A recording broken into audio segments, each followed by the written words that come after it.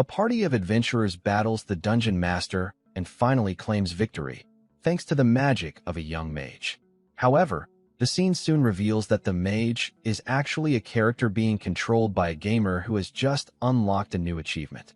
As the difficulty of the game increases, the stages become far more challenging, yet the player still manages to clear them while playing as a mage. After completing the stage, he receives several new titles.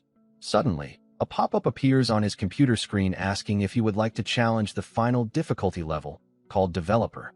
Driven by his gamer's curiosity, he decides to give it a try. The game is called Abyssal Labyrinth, and after accepting the challenge, he unlocks a special ability known as Turn-Based Hourglass, which was awarded for clearing the turn-based master difficulty. Just like before, he creates his character as the mage Calum. He invests all 10 of his starting points into intelligence and clicks the Start Game button. The moment he does, a brilliant, shining light bursts out from the computer screen. Confused and disoriented, he suddenly finds himself being shoved by a man inside what appears to be the game world. The stranger angrily calls him a criminal. Thinking it must be a dream, the gamer is baffled. After all, he has been sitting at his computer playing games the entire time. His confusion only makes the man even angrier. The stranger throws him to the ground and storms away. Now in pain and completely bewildered, Calum stands up, still wondering whether this is truly a dream. Soon, they arrive at the entrance to the labyrinth. There, an old man explains that all of them have been turned into slaves as punishment for their crimes, and the labyrinth is their only chance to change their fate. If they manage to escape alive, they can use the money earned inside the maze to buy their freedom. They may even earn the opportunity to enroll in the Magic Academy. Hearing this, Calum is shocked. The old man standing before him is a character straight out of the game Abyssal Labyrinth, and at that moment, he realizes the truth. He is actually inside the game itself. Soon after, the slaves are divided into small groups and sent into the labyrinth. Calum is placed in a party with 3 other people. Although he still has no idea what exactly is happening, he realizes that he is now in the body of the character he just created. And if this labyrinth truly follows the same rules as the game, then every monster they encounter will be extremely dangerous. Deciding that strategy is the only way to survive, Calum first attempts to assess the abilities of his teammates. However, when he turns around, he finds one of the slaves acting like a complete lunatic, trying to frighten the others after seemingly losing his will to live. His behavior terrifies the group. Calum tries to calm everyone down and encourages them to stay focused, but the frightened man suddenly loses control and runs ahead in panic. Moments later, he is ambushed and killed by goblins. The elf girl begins crying out. Meanwhile, the lunatic man, who had already lost all hope, makes no attempt to defend himself and is also killed by a goblin spear. Now only 2 of them remain, Calum and the elf girl, facing 2 approaching goblins. The goblins charge straight toward Calum, but at that very moment, a notification appears before his eyes. Hourglass of Turn has been activated. This special ability freezes time for 60 seconds during a single turn. A countdown begins in front of Calum as the entire world around him stops moving. Now, with time temporarily on his side, Calum quickly begins planning how to survive. In a hurry, he raises his wand, only to realize that even a single movement consumes an action point. He checks his status and sees that he only has 3 points remaining. Thinking carefully, Calum takes a deep breath and suddenly realizes something important. Although he cannot freely move without spending points, he can still speak, and doing so does not consume any action points. In this strange world, speaking functions just like a chat command in the game. Using this discovery, Calum carefully points his wand at the goblin, spending the necessary action points. Then he prepares a fireball spell and releases it at the exact moment the hourglass ability ends. The fireball forms instantly and strikes the goblins, defeating them in a single attack and leaving the elf girl completely stunned. Since this new reality appears to follow the same rules as the game, especially when it comes to magic, Calum realizes that no one understands these mechanics better than he does. After the battle, Calum approaches the elf girl, hoping to find a reliable teammate. After all, even he does not know how long it will take to find the labyrinth's exit, and turns to the elf girl, asking what spell is embedded in her wand. Through tears, she replies that it contains the spell Lightning Shock, but admits that she has never actually used a wand before. Even so, Calum believes it is better than nothing. He advises her not to hesitate. If a monster charges at her, she must fire immediately. She nods, taking his advice seriously. With that, the two of them begin searching for the exit gate. Whoever forced Calum into this brutal world, whether it was a developer or something far beyond that, one thing is certain. Calum has already made up his mind. No matter what happens, he will survive. A few years earlier, the labyrinth suddenly erupted. Monsters poured out from its depths and spread across the surface, causing widespread destruction. Countless adventurers and mages lost their lives during that disaster. In response, the world's leaders created a harsh system to train future labyrinth explorers. Slaves are sent into the labyrinth, and only those who survive are allowed to grow stronger and earn a chance at freedom. That is the premise of the game's story. However, Calum knows that this world may not follow the game's rules perfectly, so he decides to remain extremely cautious. The elf girl thanks him for saving her and introduces herself as Yurnal. Calum also introduces himself, and the two continue walking deeper into the labyrinth. As they move forward, Yurnal remarks that Calum seems surprisingly calm. She remembers that he talked a lot with other people back on the slave ship, which makes him appear completely different now. Her comment immediately worries Calum. If there were people who knew the original Calum before he arrived in this world, he would need to be very careful about how he behaves. Trying to stay alert, he quietly tells her to focus and keep her voice down. But the moment after he says this, Yurnal accidentally steps on a trap tile, instantly activating Hourglass of Turn. Time freezes again as Calum immediately analyzes the situation. On the first floor of the labyrinth, traps often involve projectiles shooting from the walls. He quickly checks Yurnal's surroundings and notices there are no holes or openings in the walls that could launch anything toward her. Next, he examines his own side. Although it costs a few action points, he scans the area carefully. Fortunately, there are no hidden holes nearby, and the ceiling appears safe as well. That leaves one likely possibility, a floor trap. Calum recalls that there are 4 common types of floor traps on the first level of the labyrinth. The first is the rising spike trap, where spikes burst upward from the ground. The second is the exploding nail bomb trap, which releases a powerful blast with a wide radius that could seriously injure both of them. The third type is a gas trap, releasing poison or sleeping gas that would leave them helpless and easy prey for monsters. And the final possibility is a pit trap, where the floor collapses and drops victims directly to the second floor of the labyrinth, often with no chance of survival. Because the Hourglass ability activated, Calum knows the trap poses a threat to him as well. While he can rule out the spike trap, there is not enough time to safely prepare for the other possibilities. If Yurnal lifts her foot, the trap might trigger immediately and endanger them both. So Calum makes a quick decision. Before the Hourglass ability ends, he steps forward and places his own foot on the trap tile. The moment time resumes, Yurnal loses her balance and stumbles as Calum pushes her aside. Calmly, he explains that she had stepped on a trap that would activate the instant her foot left the tile, so he replaced her position to keep it from triggering. The situation frightens Yurnal badly, and she anxiously asks what they should do next. Thinking quickly, Calum tells her to retrieve the oak barrel they passed earlier in the corridor. She immediately runs off to get it while Calum remains standing on the trap tile. Traps like this can often be neutralized by placing a heavy object on the trigger plate, so once the barrel is placed there, it should keep the mechanism pressed down.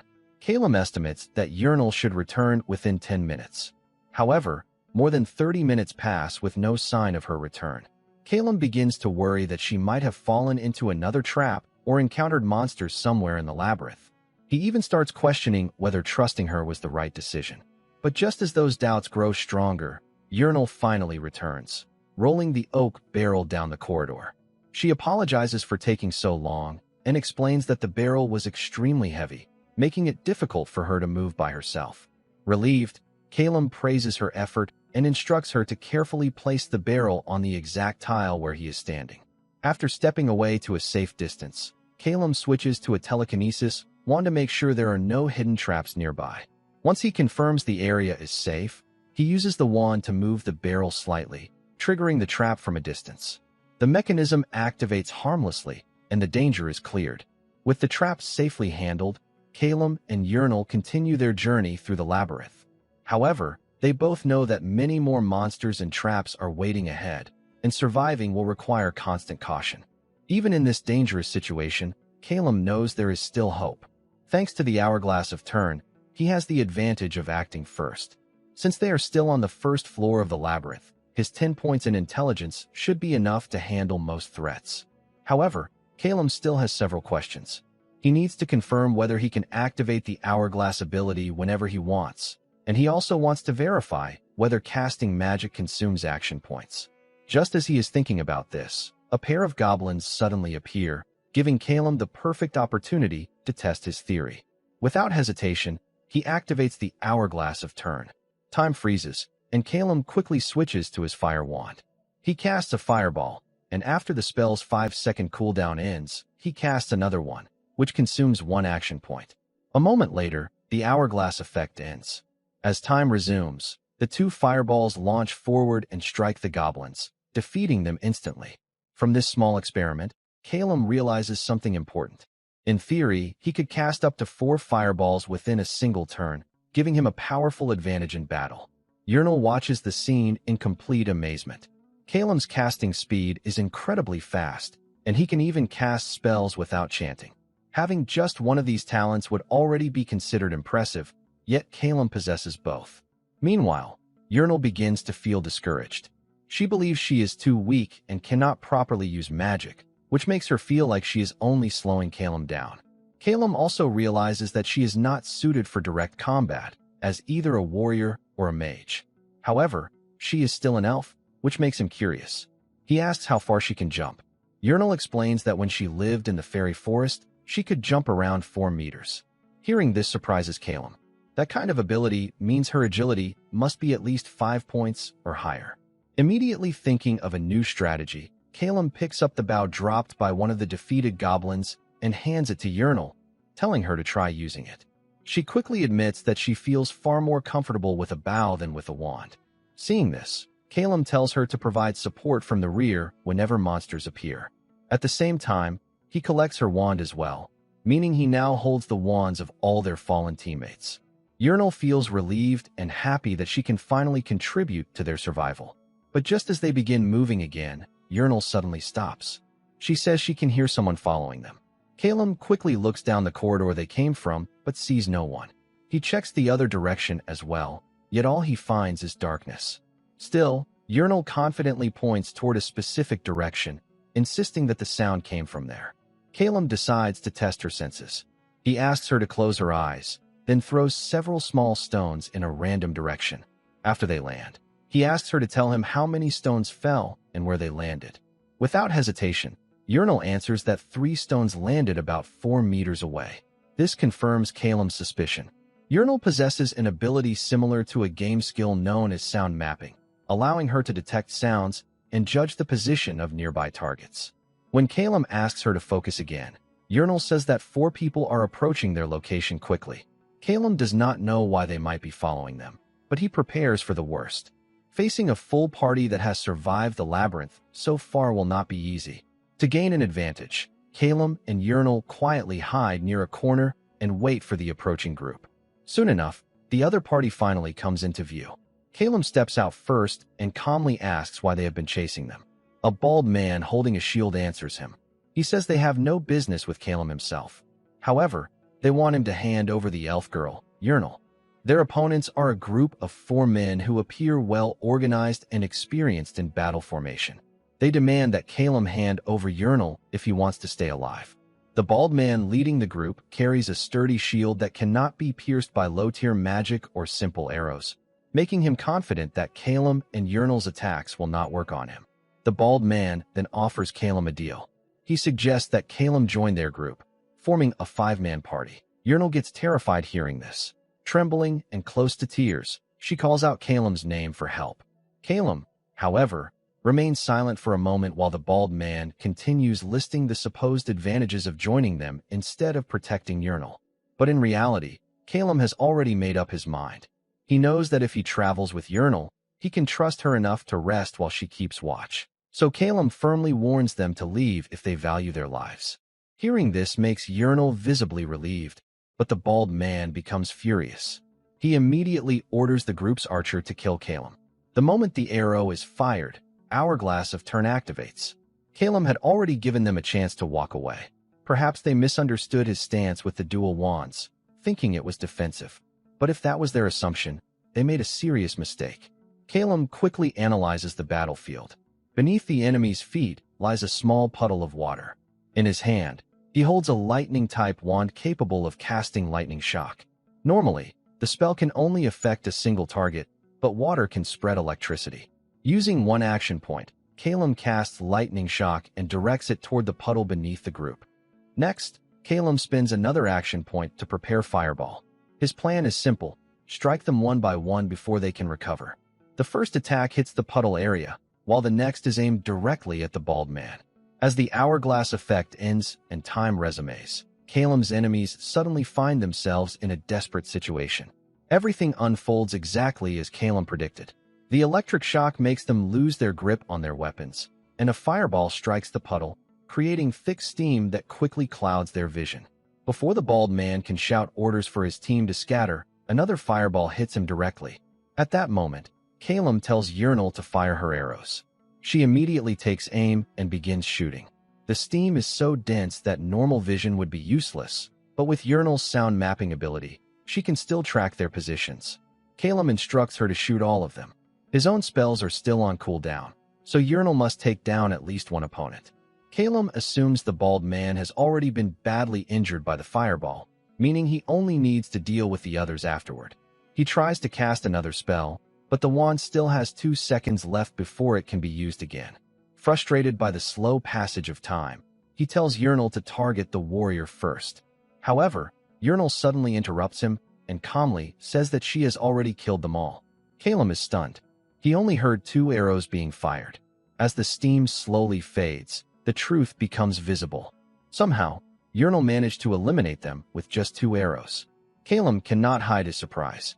He jokingly remarks that Urinal might actually be scarier than he thought. Urinal apologizes to Calum. Calum reassures her that there is nothing to apologize for.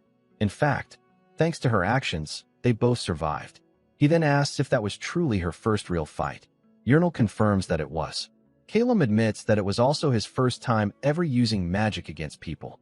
But in a place like the Labyrinth, survival sometimes leaves no other choice. Once the situation settles, while searching the area, Urinal finds a backpack and brings it to Calum.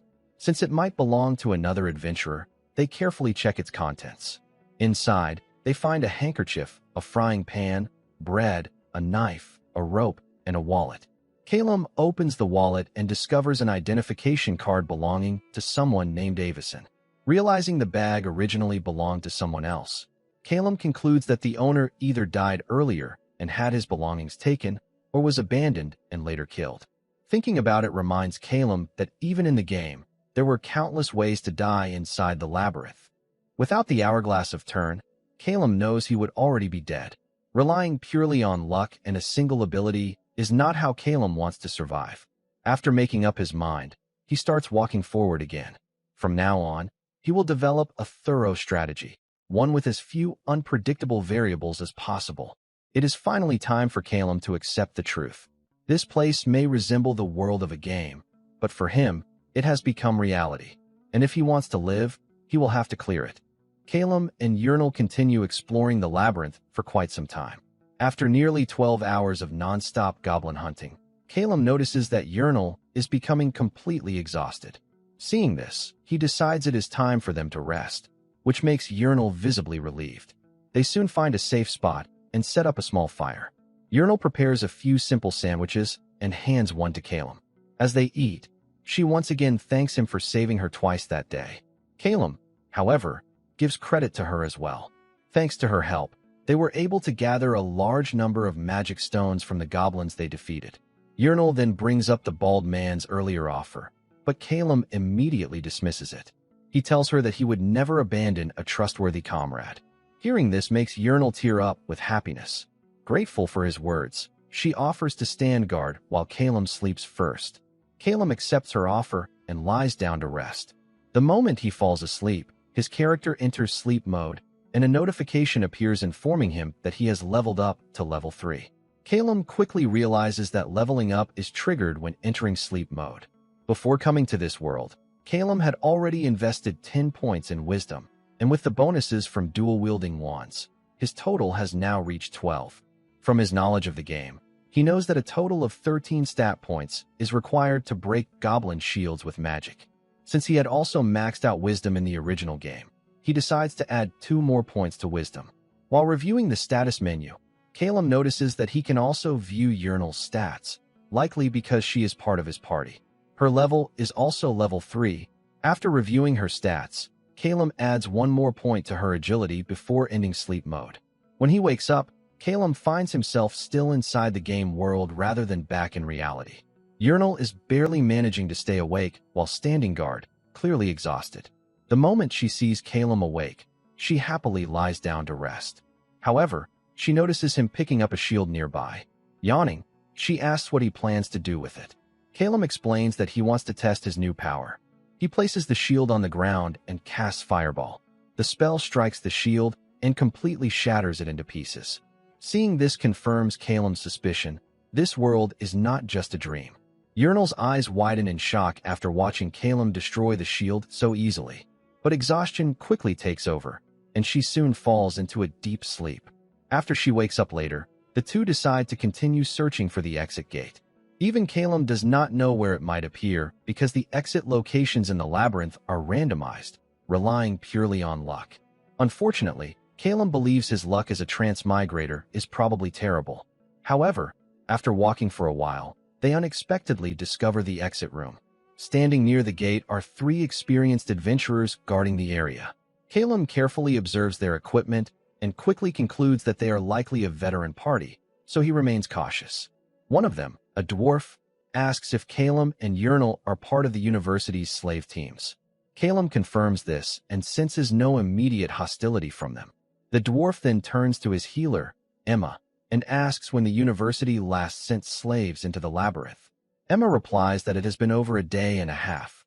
Hearing this, the dwarf expresses genuine surprise that Calum and his teammate not only survived but even managed to reach the exit.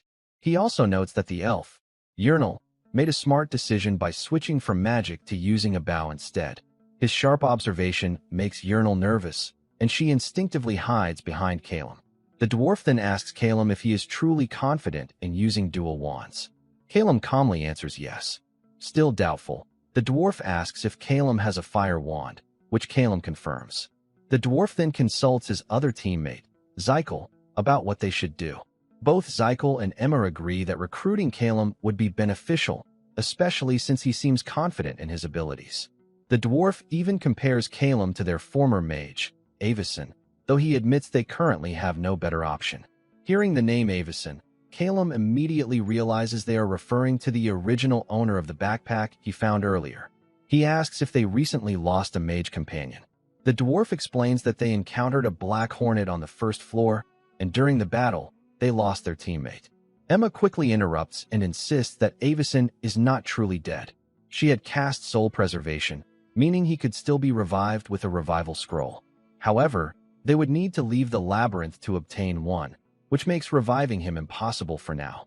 From this conversation, Calum quickly pieces together the situation. Although they have discovered the exit gate, a gate boss is blocking the way. The party needs a mage to defeat it. Calum considers the possibilities. Monsters like trolls, salamanders, or brass goats would not trouble such an experienced team. If the boss were a flying-type creature, they would have focused on recruiting Yurnal, the archer. But instead, they specifically need a fire mage. Putting the clues together, Calum calmly asks if the gate boss is a venomous spider. His sudden guess shocks all 3 adventurers. The venomous spider is a terrifying creature that constantly launches lethal venom and sticky webs. The entire exit room is usually covered in webs, and the monster moves rapidly along the ceiling while attacking to inflict slow and bind effects.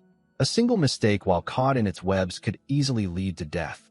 There is only one effective counter strategy: a fire mage who can burn the webs, force the spider down from the ceiling, and then help defeat it. This is a standard method used by experienced adventurers. Realizing Calum understands the situation perfectly, the 3 adventurers immediately agree to temporarily allow Calum and Yurnal to join their team. However, Calum instantly refuses. Yurnal is shocked by his decision and asks why he would reject such a good opportunity. But Calum calmly explains the real reason. The opportunity they are offering only guarantees the chance to defeat the boss and reveal the exit gate. What they deliberately failed to mention is something far more important. Only 4 people can pass through the exit gate. Calum explains that each time someone passes through the gate, its stability rapidly decreases. The gate's color shifts from green to yellow and then red, collapsing completely within about 5 minutes. In the end, no more than 4 people can escape before it disappears. Since that party already has 3 members, there is only 1 remaining spot available, and they want Calum to fill it, which means that Yurnal would be left behind. Realizing this horrifying truth, Yurnal is completely stunned. The dwarf praises Calum for his sharp knowledge and insight, confirming that he never intended to hide the truth about the exit gate. However, he explains that their party cannot take both Calum and Yurnal with them. Right now, they only need 1 mage. With that in mind, the dwarf offers Calum a deal: abandon the elf and join their team. Hearing this shocks Yurnal. She nervously looks at Calum, waiting for his answer. Calum remains silent for a moment. From his perspective, the offer is very tempting. However, he quickly thinks about the bigger picture. Even if he escapes the labyrinth, he would still remain a slave unless he can buy his freedom. If that happens, he would simply be thrown back into the labyrinth again. There is also another important concern. Even if he joins this group temporarily, there is no guarantee they would continue traveling with him afterward. After thinking everything through, Calum finally makes his decision. He refuses to abandon Yurnal. His answer surprises everyone, including Yurnal herself. Calum then presents a new proposal. Instead of abandoning Yurnal, the dwarf's party can hire both of them. The dwarf finds the proposal interesting and asks Calum how much payment he wants. Without hesitation, Calum demands 10,000 gold coins. This outrageous amount immediately angers the dwarf and worries Yurnal.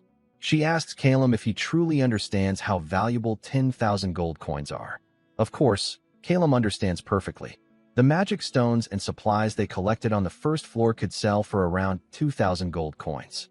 Meanwhile, the ransom price for both Calum and Yurnal is 3,000 gold each. With 10,000 gold coins, Calum could free both of them from slavery and still have enough money left for emergencies. While the dwarf hesitates, his teammates, Emma and the other man, quietly encourage him to accept the deal. Calum had already predicted this reaction. From their equipment and the fact that they hired a priest known for expensive services, it is clear they have plenty of money. Calum also notices how exhausted they look. They clearly want to escape the labyrinth as quickly as possible. Most importantly, they still hope to save their fallen teammate Avison. Time is running out for them. In their current situation, they have little choice but to accept Calum's conditions. To ensure trust between both sides, Calum asks the priest to swear the agreement under the name of the goddess Nathaniel. Emma confirms that sacred oaths made in the goddess's name cannot be broken. Realizing he has no better option, the dwarf attempts to negotiate the price down to 9,000 gold coins. Calum refuses and sets his final price at 9,500. With no other choice, the dwarf reluctantly agrees. Emma laughs lightly and calls Calum and Yurnal forward to formalize the oath. She sets the contract conditions. The agreement will remain valid until the dwarf Vertanen's party successfully exits through the gate. If either party is wiped out before then, the contract becomes void. Both representatives, Calum and Vertanen, swear the sacred oath. With the deal complete, the group immediately heads deeper into the exit room. As they advance, the number of spider webs covering the walls and ceiling increases. The deeper they go, the more obvious it becomes that the venomous spider boss is lurking somewhere above them. Calum also notices several neutral objects placed in a corner, explosive items that adventurers sometimes use in emergencies. Soon, webs begin appearing across the floor as well. Calum warns everyone to avoid stepping on them, because once caught, escaping the sticky threads becomes extremely difficult. The dwarf tries to maintain control as the leader, but suddenly a loud screech echoes through the room. The venomous spider launches an attack from the ceiling. Its strike nearly hits the dwarf, but he manages to dodge at the last second. Immediately, he orders Calum to fire a fireball at the floor to force the spider down. The spider moves extremely quickly across the ceiling, but each attack briefly exposes its position. Calum realizes this might be their only chance to deal massive damage. Without hesitation, he activates Hourglass of Turn. Within the frozen moment, Calum rapidly casts 4 fireballs, consuming all of his remaining action points. The Hourglass ability then deactivates, and time resumes. All 4 fireballs hit the venomous spider almost instantly. The dwarf and his teammates are stunned. Not only did Calum cast 4 fireballs in rapid succession, but he did it without chanting. Seeing their shock, Calum quickly snaps them back to reality and tells them to move. Calum calls out to Urinal, and she reacts immediately, firing arrows toward the spider as it crashes down to the ground. However, her arrows fail to damage the monster's tough body. Calum quickly tells her to stop, as continuing would be pointless. Once the spider lands, Calum begins issuing rapid instructions. He tells Emma to cast a magic barrier and orders Zykel to charge the moment the barrier is ready. The warrior becomes irritated at being commanded by someone he considers a rookie. Nevertheless, he charges forward and injures one of the spider's legs and quickly retreats. At that moment, the venomous spider prepares to release its poisonous attack. The dwarf orders Emma to cast Constellation Shield to block the explosion. But Calum suddenly proposes a different strategy: freeze the poison before it detonates. Calum casts Ice Spike. Then he quickly tells Emma to retreat and orders the dwarf to attack immediately. Emma hesitates, which irritates Calum. He urgently tells the dwarf to finish the monster while the opportunity still exists. The dwarf still insists on waiting for the shield, which only makes Calum more frustrated. In the game, he would simply click a command and everything would happen instantly. Finally, the dwarf gives in, muttering about Calum's short temper as he charges forward. With a powerful strike, he delivers the finishing blow and kills the venomous spider. Everyone feels relieved that the battle is finally over. However, Calum remains cautious. In the game, when the venomous spider appears as the boss, there is a very small chance that a second phase could occur. And now he cannot help but wonder, did the others forget about that possibility? The dwarf and his teammates begin discussing how difficult the fight against the venomous spider had been. However, Urinal suddenly notices that Calum is still holding his wand pointed upward. Curious, she asks him why he is staring at the ceiling. Calum calmly tells her to look up. The moment she does, Urinal freezes in fear and shouts in alarm. Hearing her reaction, the dwarf and the others also look up, and they are immediately shocked. The entire ceiling is covered with venomous spider eggs. It becomes clear that neither the dwarf nor Emma knew about the second phase of the venomous spider boss. Acting quickly, Calum immediately gives orders.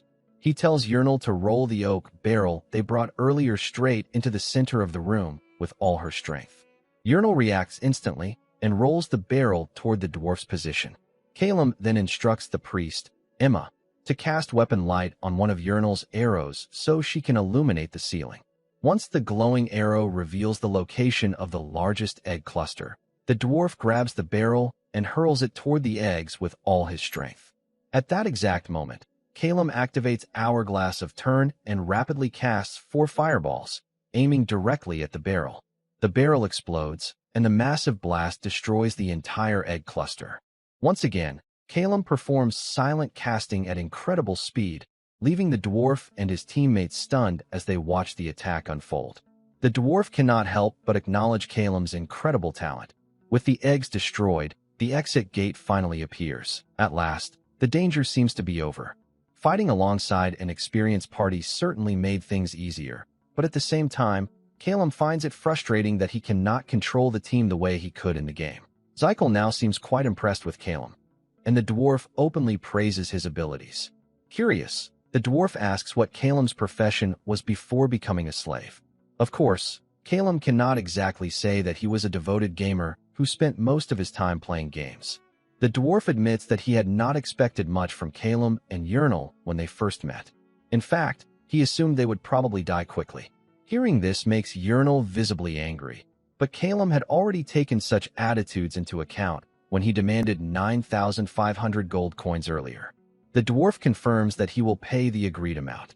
However, he adds that the matter is not completely finished yet.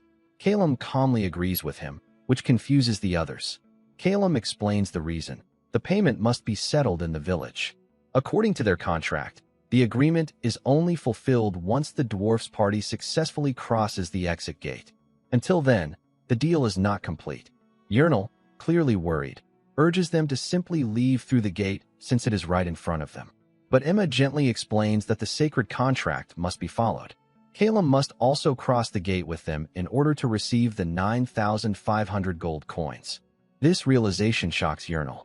If Calum cannot leave with them, the contract will become void. After all, no one would carry such a huge amount of gold into the labyrinth in the first place. This rule often works against those who cannot safely return to the village. Calum already knew about this system. In the labyrinth, high-value contracts are always settled outside, not inside the dungeon. Zykel finally understands why the dwarf negotiated the payment down earlier. He jokingly tells Calum that once they reach the village, he should make sure to empty the dwarf's wallet, which essentially means the entire party's funds. Just as they are preparing to leave, Calum suddenly mentions that the backpack he has been carrying actually belonged to Avison. The party is immediately surprised. The dwarf quickly checks the bag and confirms that it truly belongs to their missing teammate. The dwarf then asks Calum what he wants in return for returning the bag. Surprisingly, Calum does not ask for money. Instead, he simply asks to keep the backpack itself. The dwarf gladly agrees. Since the extra supplies are a burden to carry, he even allows Calum to keep the remaining food inside. For now, the dwarf's party does not plan to leave immediately. They must prepare a resurrection scroll for Avison, and their previous scroll had already been used during an earlier attempt to save him. Jokingly, the dwarf remarks that maybe Avison should consider quitting labyrinth exploration altogether. Laughing, the dwarf even says that Calum seems 100 times more capable than Avison and jokingly talks about recruiting him in the future. However, hearing such comments only makes Yurnal feel more uneasy. Suddenly, she suggests that the party should take Calum with them. Her unexpected proposal surprises everyone. Nervously, Yurnal begins listing the advantages of bringing Calum along. She explains that once Calum receives the 9,500 gold coins, he could start a new life, buy proper equipment, and join their party as a full member. Emma then gently asks Yurnal what she plans to do herself. Surviving alone in the labyrinth is extremely dangerous. Even someone as capable as Calum would struggle. Yurnal tightly grips her bow as she answers. She admits that she doubts she will ever find the exit room again. At this rate, she will likely die somewhere in the labyrinth anyway. That is why she wants Calum to leave with them. If Calum had not been there earlier, she believes she would have died long ago. Thanks to him, she managed to survive this far. With tears in her eyes, Yurnal thanks Calum for everything he has done. The dwarf explains that recruiting members from another party inside the labyrinth is usually considered poor etiquette. Hearing this makes Yurnal even more anxious. The dwarf then admits that, at first, he simply saw Calum and Yurnal as criminal slaves who could help defeat the boss. He had not really thought about what would happen to them afterward. However, after fighting together, his view has changed. Now he wants to treat them with proper respect. Because of that, the dwarf presents a proposal for both of them. First, he invites Calum to officially join their party. If Calum accepts, the dwarf promises him 25% profit sharing, along with the previously agreed 9,500 gold coins. Calum recognizes that it is an extremely generous offer. Even Yurnal believes it is a great opportunity, so she tearfully encourages Calum to accept it and leave with them. But the moment she says that, a strange notification window suddenly appears in Calum's vision, something only he can see. The message explains that if Calum chooses to stay by Yurnal's side at this moment, her trust level will reach 100%. In addition, Calum will unlock a new feature of the Hourglass of Turn, allowing him to give commands to Yurnal while the ability is active. Calum quickly realizes he has discovered a hidden mechanic of the Hourglass ability. In the original game, certain skills could evolve through special routes as players leveled up. It seems the same system exists here as well. The new skill expansion allows Calum to issue commands during the Hourglass of Turn. When the ability ends, Yurnal can immediately carry out those commands. Of course, the commands must remain within realistic limits. The dwarf then asks Calum to make his decision. Instead of answering immediately, Calum secretly activates Hourglass of Turn so he can calmly analyze the situation. On one side is the enhanced Hourglass ability and a talented archer like Yurnal. On the other side is immediate escape from the labyrinth and membership in a powerful, experienced party. After thinking it through, Calum makes his choice. He decides to stay with Urinal and escape the labyrinth together with her. Hearing this makes Urinal cry even harder, overwhelmed with emotion. The dwarf's party also realizes how serious Calum is about his decision.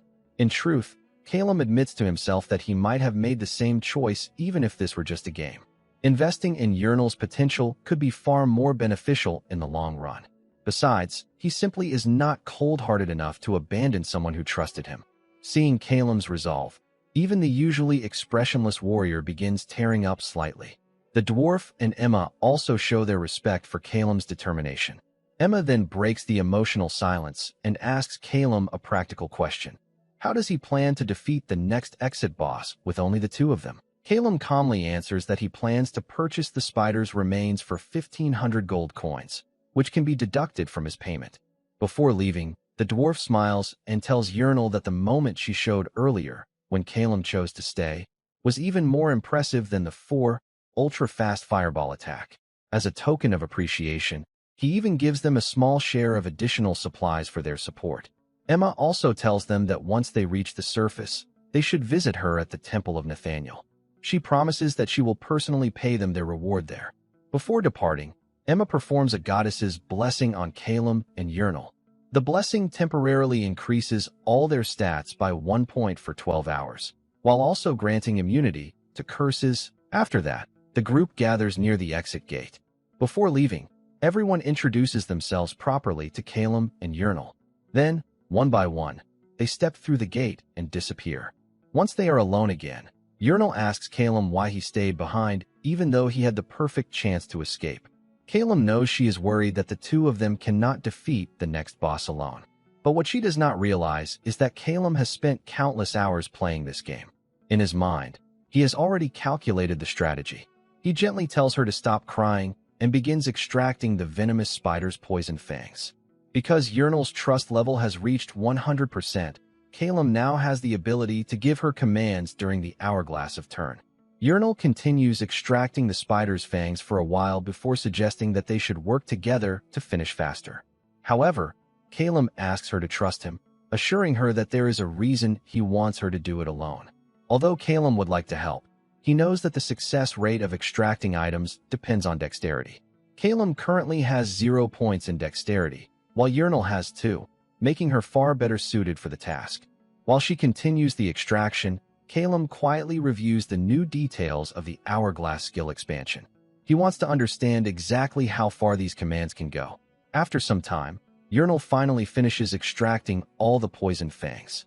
Calum packs them into the backpack and prepares to move forward. As they walk, he begins crafting poison arrows using the fangs they collected. Urinal smiles brightly after completing her task. Seeing her cheerful expression makes Calum feel satisfied, and that alone makes his decision feel worthwhile. Calum tells Urinal to combine the goblin arrows with the spider's poison fangs to create poison arrows. She agrees, but she's doubtful. Even if she manages to craft one, she believes it won't make much difference in battle. Calum explains that earlier they failed to deal real damage because their equipment was poor. Archers rely heavily on their gear. Bows are difficult to craft, but arrows are a different story. If they create special arrows, even a weak bow can unleash tremendous power. Calum then asks her to start crafting. Item combination success rates depend on dexterity, and since Urinal's dexterity isn't very high, he doesn't expect much. However, he's shocked when she successfully creates poison arrows with surprising ease. What shocks him even more is the risk involved.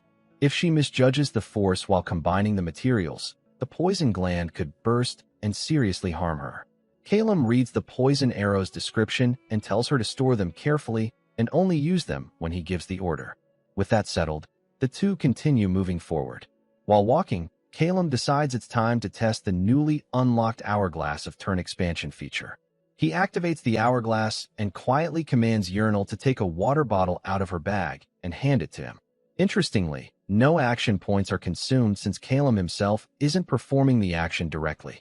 When the Hourglass ends, Urinal naturally pulls a water bottle from her bag and hands it to him.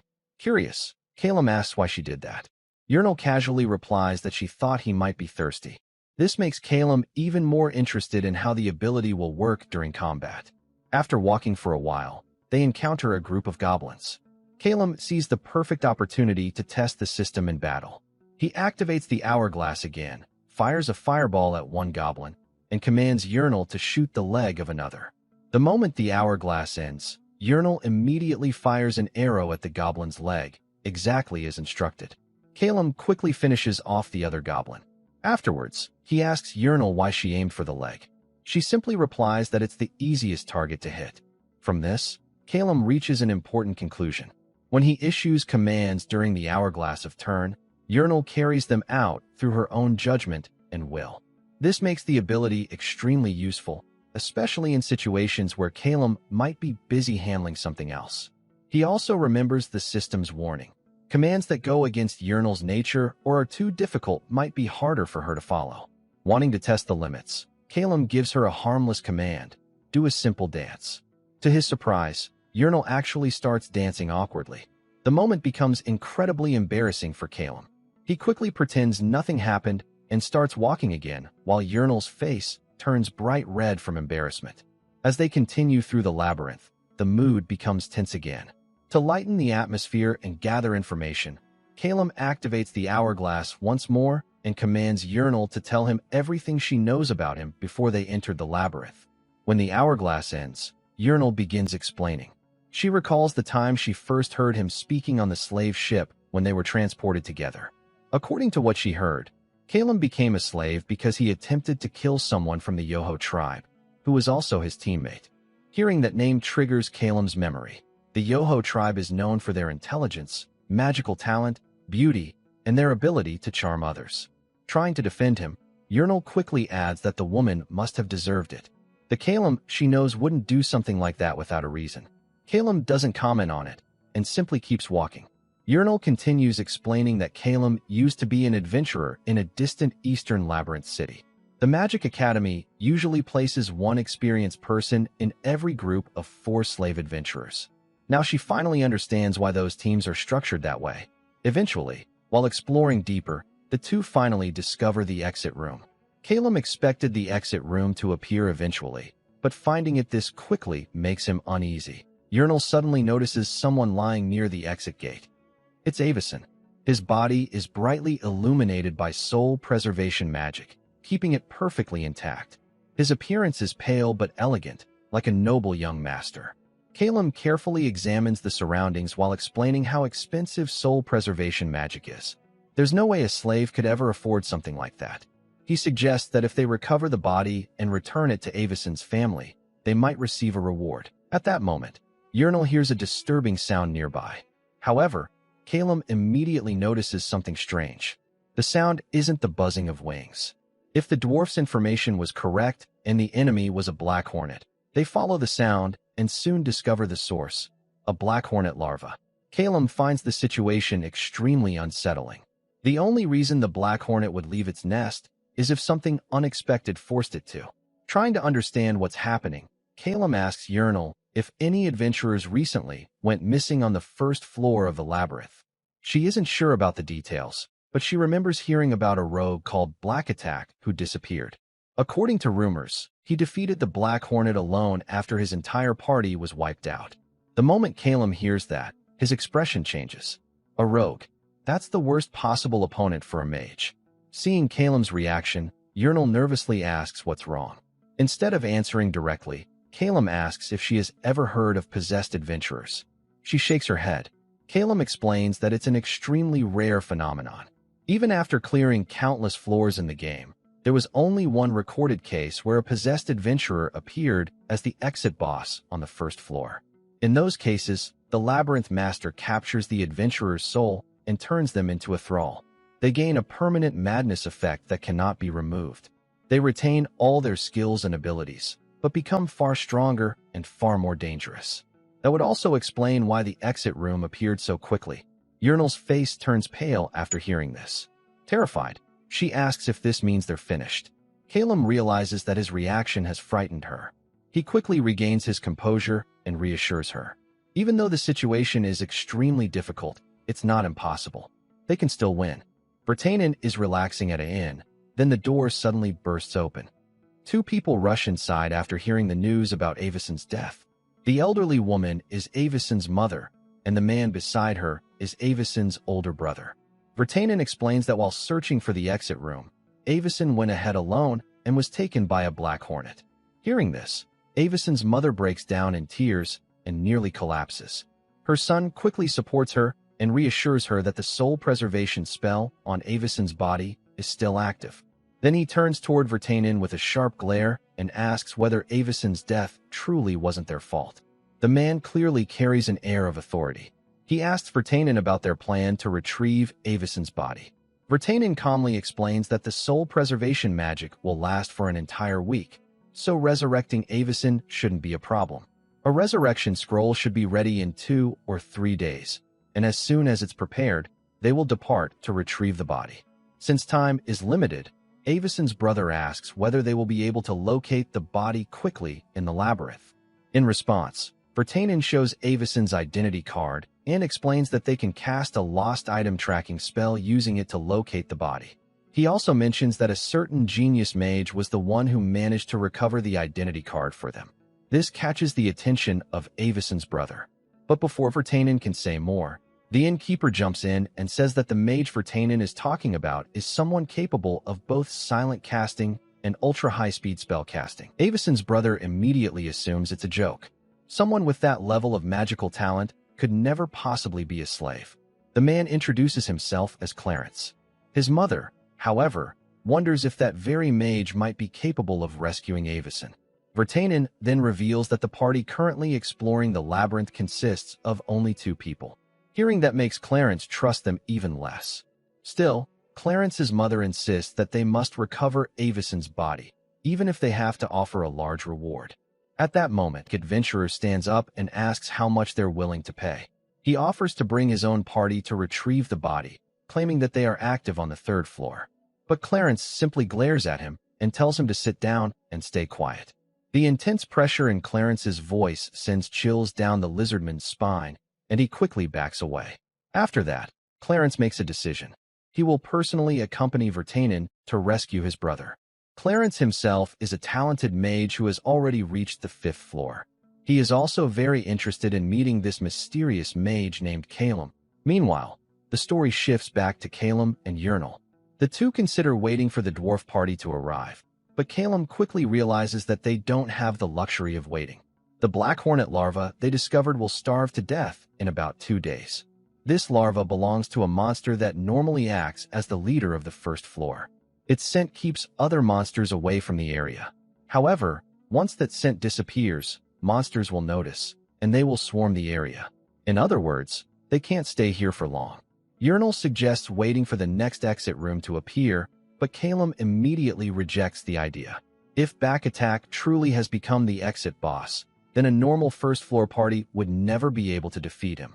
Waiting for another exit room would only delay the inevitable. The only realistic plan is for Calum and Urnal to defeat Back Attack themselves and escape. However, the difficulty of that plan is extremely high. Urnal honestly admits that she isn't confident they can defeat Back Attack alone. But Calum says he has a method, though it will be very difficult. Still, it's their only option. Urnal agrees to follow whatever plan he proposes. Calum warns her to prepare herself, because what comes next will be a very rough strategy. Calum then begins what can only be described as hellish training. His goal is simple: defeat 100 goblins and reach level 5, which is nearly the maximum level achievable on the 1st floor of the labyrinth. They already reached level 4 after defeating the venomous spiders. If they grind relentlessly for 2 days, they should be able to reach level 5. At level 5, they will gain a growth branch point that allows them to unlock another special ability. As they hunt goblins, Calum carefully strategizes.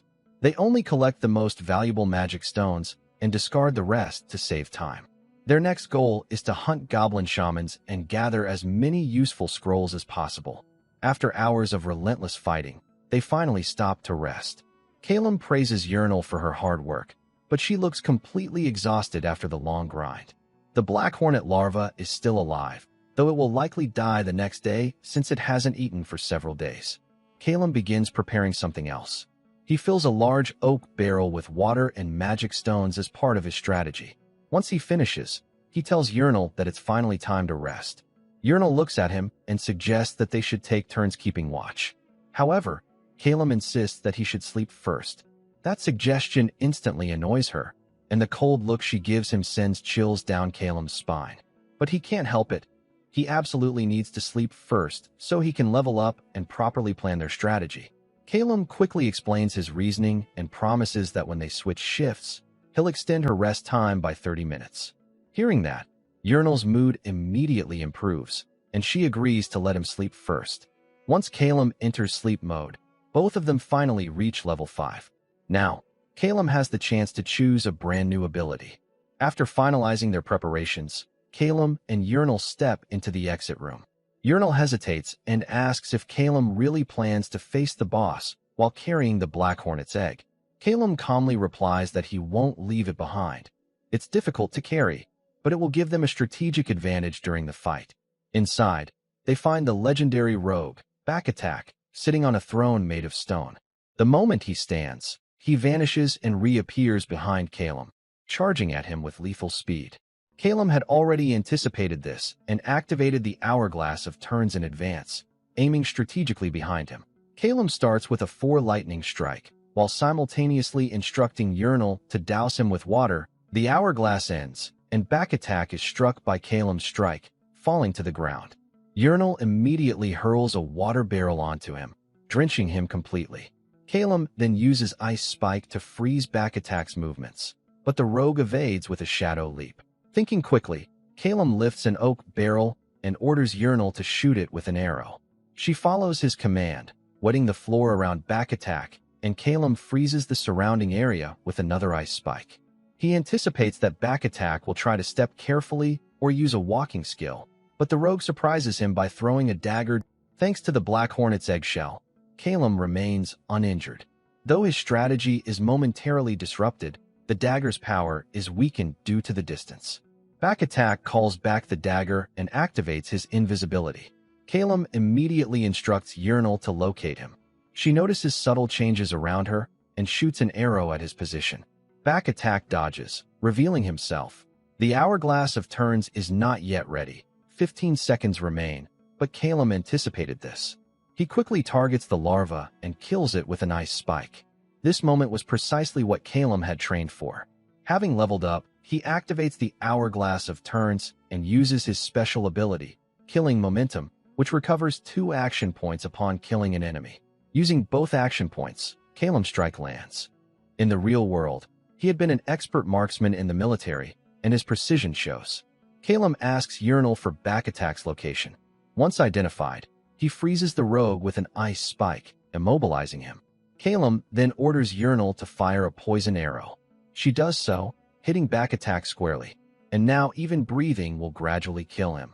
Calum's plan anticipates 2 damage per second until Back Attack succumbs. For a moment, it seems perfect, and Calum allows himself a brief relief. But suddenly, Back Attack begins glowing with a sinister red light. Alarmed, Calum immediately redirects his wand and informs Yurnal that they must switch to Plan B. He had hoped it wouldn't come to this, but it has. The greatest danger of possessed adventurers in the labyrinth is that they can still wield the extraordinary abilities they had in life, and Back Attack is about to prove just how deadly that can be. Even though a possessed adventurer is one of the most dangerous threats in the labyrinth, Calum had already anticipated this possibility.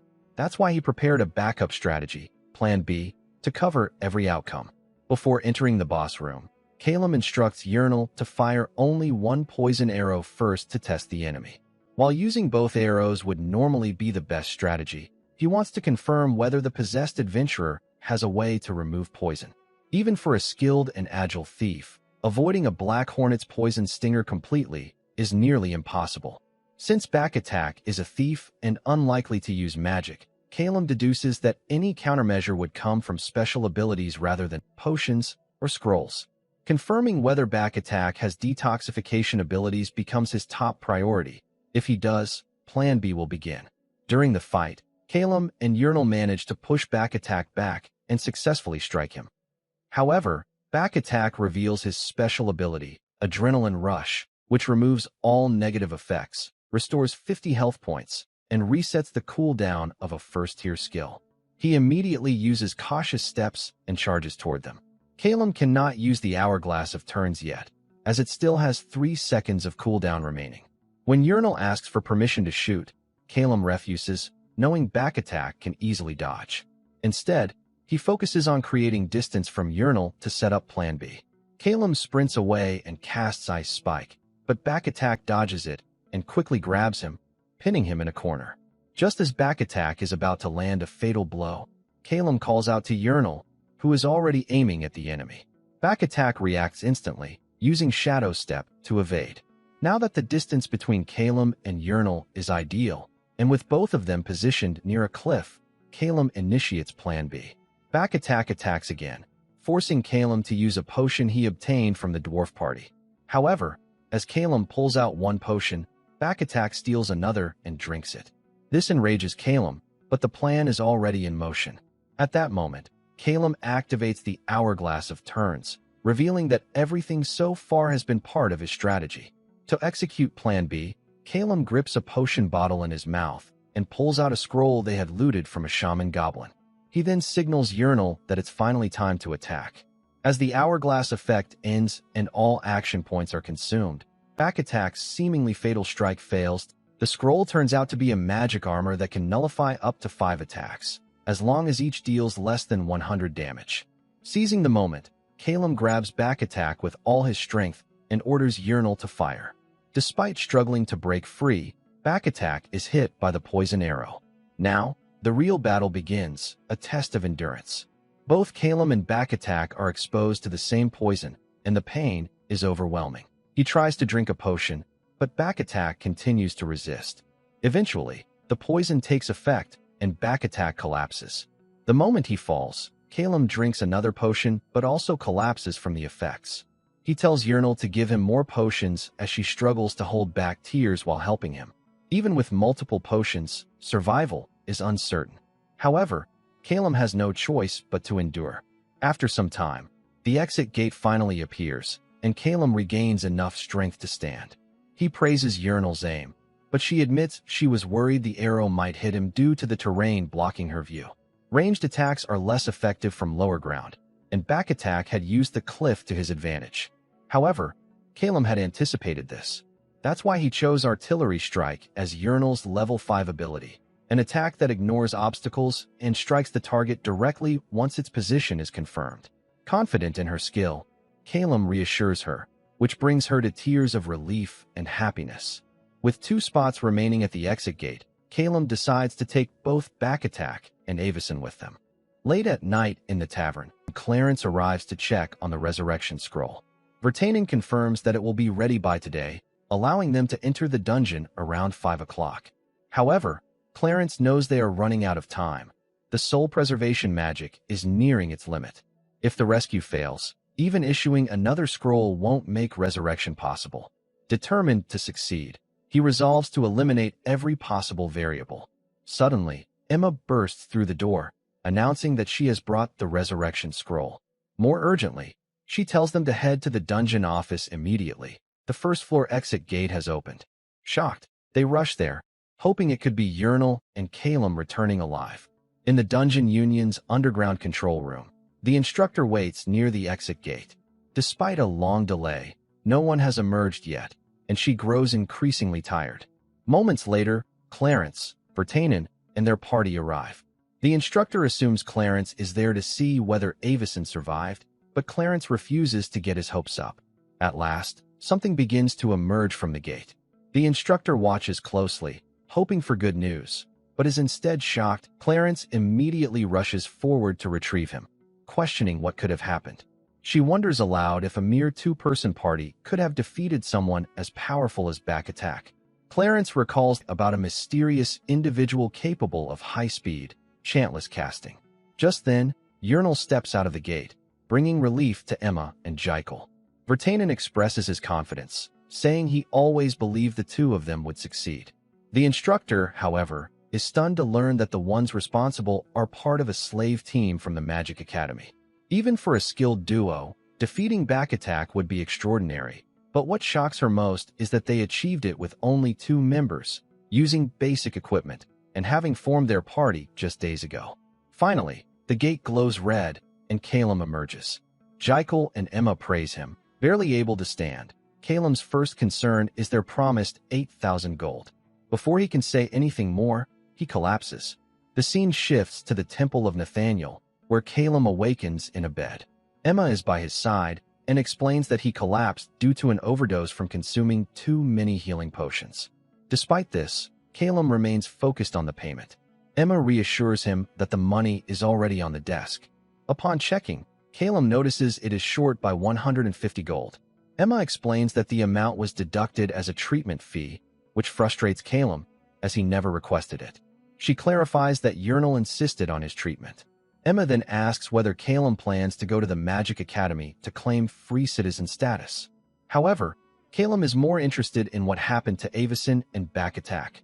Emma reveals that Avison is currently in the Resurrection Chamber, and the revival process should begin soon. As for Back Attack, his body has been sent to the morgue. When Calum asks about reviving him, Emma explains that it's impossible since no soul preservation spell was cast on him. She further explains that soul preservation magic binds the soul to the body for up to 1 week, allowing revival if the body is recovered in time.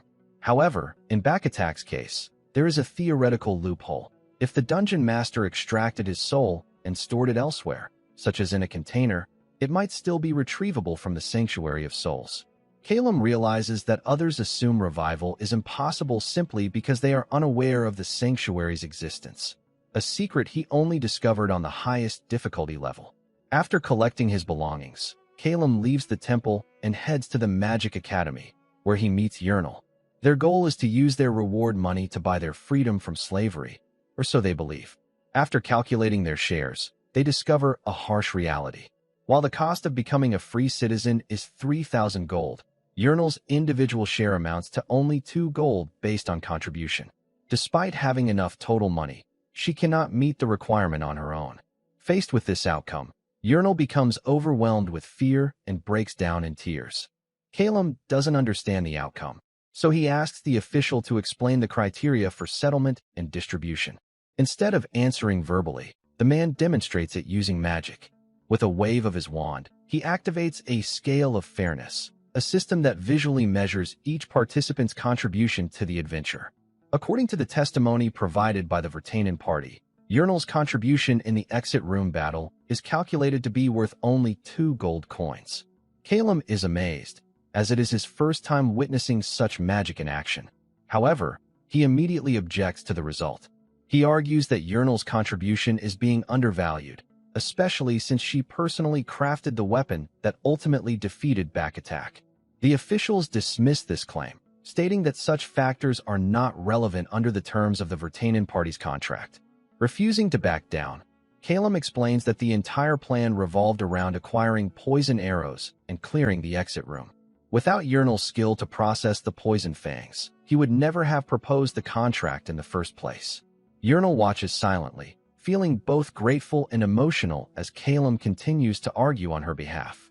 After hearing his explanation, the official acknowledges that this information will be recorded in the scale of fairness, and they proceed to a full evaluation of the adventure. Before beginning, the official casts lie detection magic and instructs them to place their belongings on the table and truthfully recount every detail of their journey in the labyrinth. As Urnal begins her testimony, Calum quietly urges her to do everything she can to escape slavery this time. Once the evaluation is complete, the total earnings, including magic stones and Back Attack's belongings, amount to 14,600 gold, roughly equivalent to what a typical 4-person party would earn on the first floor. However, Urnal's share is calculated at only 20%, totaling 2,925 gold, just short of the 3,000 required to buy her freedom. Despite Calum's efforts, it is not enough. Urnal is visibly devastated. Attempting to comfort her, the official explains that most slaves earn an average of only 200 gold, and that's with a survival rate of just 10%. Rather than reassuring her, this revelation shocks her even more. The official bluntly adds that her success and survival were largely due to following Calum's strategy. In his view, Her role could be replaced by anyone capable of following instructions. Before concluding, the official gives Urinal one final chance to protest the distribution if she is dissatisfied. With a trembling voice, she accepts the result. Calum is furious, but the official stops him, warning him against interfering out of sympathy. Realizing the situation, Calum suppresses his anger and calmly proceeds to purchase his own freedom.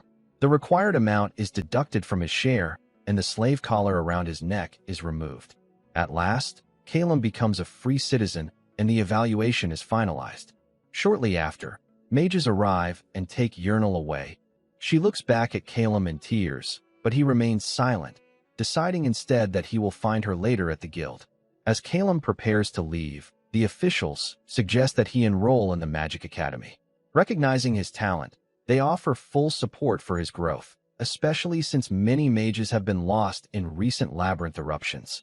Calum asks about the benefits, and the official begins to explain, but their conversation is interrupted by the arrival of Professor Malini, who has come personally to meet the so-called genius mage. Calum greets him respectfully, but the professor shows little interest in formalities. Instead, he immediately asks Calum what he believes the true purpose of a mage is. Calum confidently answers that a mage's duty is to create new magic and suppress the monsters within the labyrinth. However, the professor rejects this answer outright. In his view, the true mission of a mage is to eliminate the otherworld entirely. He explains that repeated labyrinth eruptions have caused immense damage over time. Through extensive research on monster movements and eruption patterns, mages have concluded that these events are triggered by possessors, individuals who have crossed over from another world. If such individuals fail to enter the labyrinth for more than 2 weeks, the labyrinth erupts to eliminate them. For this reason, the professor believes that these otherworldly possessors must be identified and dealt with immediately. The professor then reveals that he has already investigated Calum's background. He claims that the crime associated with Calum was likely due to him being an otherworldly possessor. Hearing this, Calum is visibly shaken. With a faint smile, the professor invites him to join the Identification Club, a group dedicated to identifying such individuals. He then directly asks Calum whether he is a possessor. Calum remains silent. Answering carelessly would have put him in serious danger, especially since the lie detection magic is still active. Calum realizes he let his guard down the moment he left the labyrinth. Now, standing inside the Magic Academy, he understands he should have gathered more information about this world beforehand. Caught in a tense situation, he struggles to decide his next move while the professor grows increasingly suspicious of him. At that critical moment, Clarence steps in and diffuses the tension. He suggests that the professor postpone recruiting Calum, pointing out that Calum has only just returned from the labyrinth. The professor's expression shifts as he notices Clarence's presence, questioning whether Professor Isolov is also interested in Calum. Clarence confirms this calmly, stating that everyone at the academy values talent, especially rare abilities like high speed, non-incantation casting, which are far more suited for labyrinth exploration than targeting possessed individuals. His remark clearly irritates the professor, leaving him without a proper response. Taking advantage of the moment, Clarence reassures Calum that he doesn't need to make a decision immediately and encourages him to hear Professor Isolov's offer first. With that, Clarence successfully guides Calum out of danger. As they walk down the hallway, Calum reflects on how narrowly he avoided a serious situation. However, a new question arises. If magic like detection or truth verification exists, why can't the Academy easily identify otherworldly possessors? There must be limitations or restrictions on such spells. The more he thinks about it, the more frustrated he becomes, realizing how careless he had been earlier. Once the lie detection spell is lifted, Clarence formally introduces himself as a graduating mage and the older brother of Avison, the very person Calum helped save. He explains that he avoided speaking earlier out of respect, since most people consider the use of lie detection magic intrusive and offensive. In fact, its use is restricted by law and is generally permitted only during slave evaluations. This revelation frustrates Calum even more, as he realizes the professor deliberately chose that moment to question him. Clarence then explains the internal divisions within the Magic Academy. There are 3 main factions. The first is led by Professor Maldini, who believes in identifying and eliminating otherworldly possessors. The second is Professor Isolov's faction, which supports working alongside possessors to better manage labyrinth exploration. The third is Professor Dahlstream's faction, which holds a more unusual belief that possessors should be revered. Curious, Calum asks about this final faction. Clarence explains that Professor Dahlstream studies ancient texts and magical records. According to his research, possessors may actually be engaged in a hidden conflict with the Labyrinth Master, using labyrinth entrances as a kind of battlefield. The Labyrinth Master is said to have the power to capture human souls and drive them into madness, something no ordinary person can resist. However, legends speak of a unique mage capable of resisting this influence. A turn-based mage who can halt the physical world and act purely through logic and reasoning. Clarence admits this theory sounds more like a fragmented legend than proven fact, which is why the faction has only a few members and exists mostly out of respect for its founder. Eventually, they arrive at Professor Isolov's office. Inside, the professor explains that his group focuses on researching unusual phenomena within the labyrinth, including hidden areas, ecosystems, and monster behavior. Recently, their attention has shifted toward possessed adventurers, not otherworldly possessors. According to Isolov's theory, beings like Bakatak are neither fully alive nor truly dead. Instead, their souls may have been captured and are being held somewhere within the labyrinth.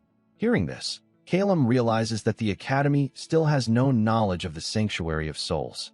The fact that Bakatak's body was recovered presents a valuable opportunity for further investigation. Professor Isolov recognizes Calum's importance and invites him to join the group, suggesting they work together to locate Bakatak's soul. Calum smiles at the proposal. In his past experience, he has completed similar tasks, restoring the souls of possessed adventurers and even recruiting them as allies. He begins to wonder if the same might be possible here. After considering his options, Calum decides to enroll in the Magic Academy while avoiding Professor Meldini. As for Professor Dahlstream's faction, its beliefs seem too extreme. That leaves Professor Isolov's group as the most practical choice. However, Calum makes one unusual request. He wants to form his own party. This surprises Professor Isolov, as most newcomers prefer joining experienced teams due to the dangers of the labyrinth. Still, intrigued by Calum's confidence, the professor grants his request. With that, Calum officially joins Isolov's club. Later that night, an instructor escorts Calum to his assigned room and tells him to rest.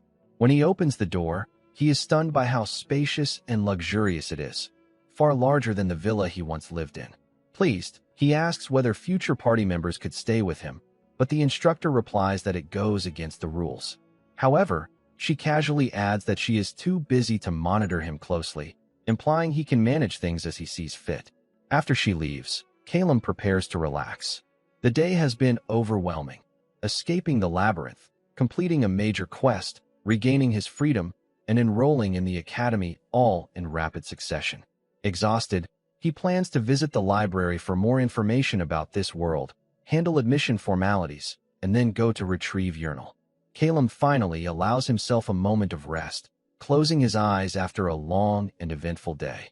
The next day, Calum attends class, exhausted after spending the entire night researching in the library. Despite his fatigue, he knows he can't afford to be careless again, especially after what happened with the lie detection magic. As he begins to doze off, Professor Dahlstream enters the classroom, greets Calum, and introduces himself before starting the lesson. The professor explains a fundamental spell called Memorize, which allows a mage to summon a memory book. This ability is obtained through a contract with the God of Wisdom, granting access to magical storage slots. He then presents the contract required to obtain the memory book and demonstrates the spell, summoning a glowing book before the class. Afterward, he instructs the students to try it themselves and check how many slots they have. Calum follows the instructions, and his own memory book appears. The number of slots depends on the caster's level. At level 5, Calum has 3 slots. The professor explains that the number of spells a mage can learn is limited by these slots. However, by combining spells within the slots, they can create entirely new magic. He then assigns his assistant, Scarlet, to continue the lesson, claiming his back hurts. Although surprised, Scarlet takes over and leads the class to the magic practice hall. There, She explains that combining two first-grade spells can produce a second-grade spell, depending on the arrangement. This process is called spell bookbinding, and one of its advantages is that the resulting spell does not require additional slots. She briefly introduces the concept of triple binding, combining 3 spells, which is far more difficult and has a low success rate, but produces extremely powerful results with multiple attributes. To demonstrate, Scarlet performs a high-level spell, creating an overwhelming display of power that leaves the students stunned. Everyone except Calum, who remains unimpressed. Afterward, she presents a list of first-grade spells available for purchase at the Magic Bookstore and advises students to consult her if they need guidance. While reviewing Calum's memory book, Scarlet is shocked to see that he already has all 3 slots filled, but with what she considers to be poor combinations. She can't understand his logic, especially since he chose spells that seem ineffective in combat. As the discussion draws attention, Professor Dalstream returns. After examining Calum's setup, he surprisingly approves of it and encourages him to experiment further. Despite Scarlet's objections, the professor insists that innovation often comes from unconventional approaches. Later that night, Calum returns to his dormitory and begins working on spellbook binding. Sitting on the sofa, he starts combining spells. First, he merges Hot Wind and Dust to create Hot Explosion, a second-grade spell. While both base spells are weak on their own, their combination produces a powerful dust explosion, stronger than a standard fireball. Next, he combines Humidify and Hot Wind to create Heat Wave, another second-grade spell. Finally, he performs a triple binding using Dust, Humidify, and Hot Wind, resulting in Cumulonimbus, a second-grade spell capable of generating storm clouds that unleash lightning. It has been a long time since Calum last used such advanced combinations, something he previously mastered at the highest difficulty level. Excited by the result, Calum considers testing the spell with the Hourglass of Turns. To maximize his potential, he plans to purchase a lightning wand so he can cast spells with both hands. After completing his preparations, he decides to visit the temple the next day to acquire essential items. The following morning, at the Adventurers Guild, a worker calls for Urinal. She looks dejected after learning that she is being teamed up with a group for labyrinth exploration. As she walks forward, she wonders what kind of person her next team leader will be, fearing the worst, and she doubts she will ever meet someone as kind as Calum again. Lost in her thoughts and holding back tears, she suddenly freezes in shock. Calum is sitting right in front of her. Startled, she asks why he's there, worried that something might have gone wrong at the academy. Calum simply smiles and tells her that he couldn't abandon a reliable companion when she needed help. Then, raising his hand, he declares his intention to make her a free citizen. Calum takes Urinal to the market and explains their plan. There are 2 ways for her to gain freedom. First, they will receive additional payment for recovering Avison's body. Although Urinal is unaware of the full amount, Calum expects to receive the remaining balance from Clarence soon. With that added, her total share should exceed 1,000 gold. Until then, Calum will keep her in his party. The second option is to continue exploring the labyrinth together. If Urinal earns enough through future expeditions, she can buy her freedom herself. Calum then gives her a bow as a gift, knowing it suits her skills, and asks her to decide. As her hand trembles while reaching for the weapon, Calum briefly wonders if she is still too afraid to return to the labyrinth. However, despite her fear, Urinal chooses to trust him. She takes the bow and declares that she will become his companion. Relieved, Calum smiles. He had been worried she might refuse. He then reveals that he has already found another party member. Hearing this, Urinal's mood brightens instantly, and she eagerly asks him to introduce them.